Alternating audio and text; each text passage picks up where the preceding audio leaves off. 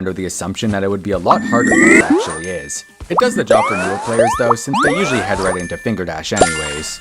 Coin 2 feels like it was a wall coin that got saved last minute and repurposed into something else, and I'm eternally grateful for that. Squeezing through the 2 fire bars looks really cool visually and helps tie the coin into the theming of the level instead of making it look like a last minute addition. Compared to the other ship coins, it's a huge step up, and for that it gets an A. You know, if there's one coin nobody forgets, it's this last one. There's 10 mini coins scattered throughout the wave part, and you have to pick up every single one in order to collect the big coin at the end.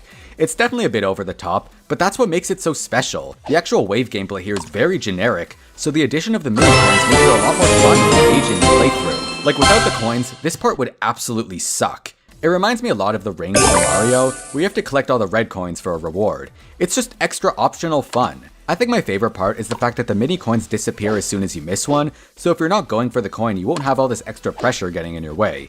This one's an easy S tier, and I wish more levels did something similar. Every now and then I see custom levels that try to do a coin like this, but they always put the collectibles in spots that are way too hard. It's not terrible, but I like having them positioned on the regular path without any weird deviations. For the first coin of 7 Seas, I'm gonna relax my expectations a little since it's meant to be a first level like Stereo Madness. Either way, I find this one to be kind of mean since it only reveals itself after it's too late. This means that the only strategy is to memorize when it appears so you know which completely ordinary looking wall to jump into. I'd give it an F, but I'm just really glad the coin reveals itself if you miss it, so that's enough for me to bump it up to a D. Actually, I'll give it a D+, since the jump itself is pretty cool. The second coin is way too easy, and I mean even for a level 1. Technically it's tighter than the one in Back on Track, but the darker wall makes it a lot more obvious. At least it's somewhat visually appealing and a good temptation for super new players. I'm gonna put it in D on the wall tier list and also propose that it should have been here or something. Coin 3 is a much fairer fall than something like Dry Out or Can't Let Go, because you actually get a chance to see what's down there. The recovery with the jump pad is super smooth, and overall I think this one is simple and fitting for a first level. B. So your only hint for the first coin in Viking Arena is this keyhole, but it makes you expect that the key is somewhere in the ship part, which it isn't.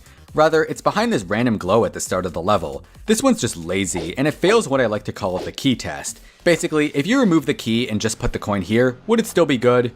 No, in this case you just have a super generic custom level coin. I would have put the key in a pure spot somewhere in the ship part, or repurposed the glow into a jump ring that sends you to a higher area while keeping the key visible.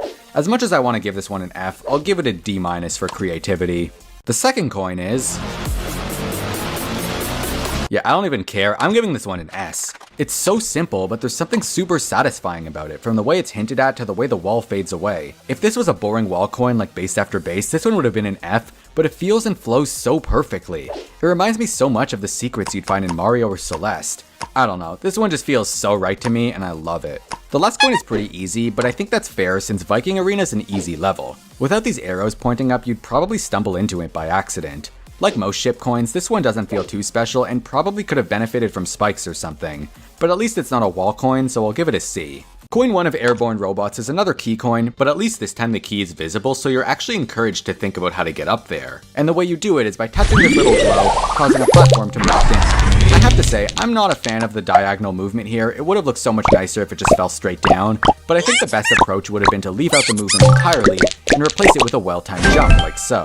The key causes a marked platform to fall down later on, opening up a path to the coin. The coin's pretty much unmissable, so it renders the key kind of pointless, but at least it looks pretty cool. Keys are starting to get a little stale, so I'd remove this part entirely and move the coin to where the key was, floating barely out of reach. D, but more like a D+ since there's potential. The second coin is pretty much exactly the same as what Viking Arena did, which is pretty much exactly the same as what the 7 Seas did, which is pretty much exactly the same as what Geometrical Dominator did, which is pretty much exactly the same as what Hexagon Force did. Yeah, this is another F for the wall tier list.